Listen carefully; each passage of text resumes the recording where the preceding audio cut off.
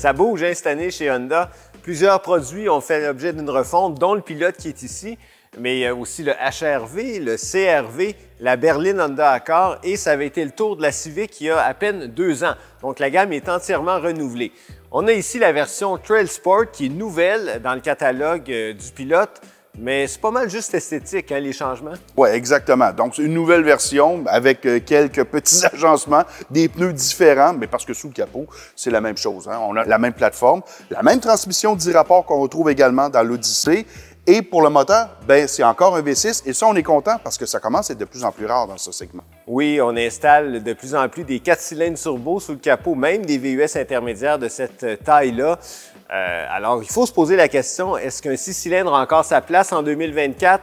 On va voir ça de plus près. Mais justement, parlons-en tout de suite du V6. C'est un moteur de 3,5 litres qui existe depuis longtemps chez Honda, qui est très bon, qui est très réussi, bien conçu, avec quelques changements internes cette année, mais le rendement devrait rester similaire. On n'a pas le couple à bas régime d'un des derniers 4 cylindres turbo, c'est vrai, mais en même temps, c'est la souplesse, c'est la linéarité, c'est la douceur du moteur à 6 cylindres qui nous emballe un peu là, et qui convient très bien au remorquage. Ce véhicule-ci, d'ailleurs, a une capacité de 5000 livres, il faut le souligner, c'est tout à fait compétitif. Maintenant, le jumelage avec la transmission est correct, surtout une fois qu'on est lancé, mais la première vitesse est tellement courte que ça donne une expérience un peu saccadée en milieu urbain. C'est peut-être à revoir un peu de ce côté-là. Et pour ce qui est de la consommation, ben ça, c'est vraiment la cerise sur le gâteau, dans le sens où on a un résultat à peine supérieur à celui d'un 4 cylindres en ligne turbo, puis même parfois égal ou inférieur, et on a toutes les qualités de souplesse là, dont on a parlé un peu plus tôt. Bon, il n'y a personne qui a besoin d'un VUS de 5 mètres pour aller faire l'épicerie.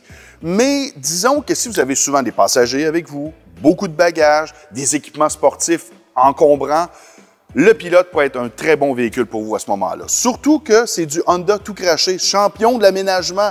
Regardez l'accès, ça rappelle le CR-V. Bonne ouverture, accès facile, même pour la 3e rangée, tout le monde est confortable et tout le monde voit bien, peu importe la place dans le véhicule.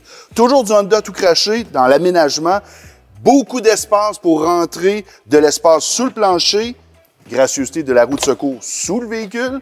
Alors disons que vous êtes allergique aux mini-fourgonnettes, ben le Pilote pourrait être une excellente solution de rechange. Quand on voit l'écusson Trail Sport sur le Pilote, on se dit « Ah, c'est prometteur ». On regarde les roues de 18 pouces avec les pneus tout-terrain. On se dit « Il y a peut-être quelque chose de spécial là-dedans ».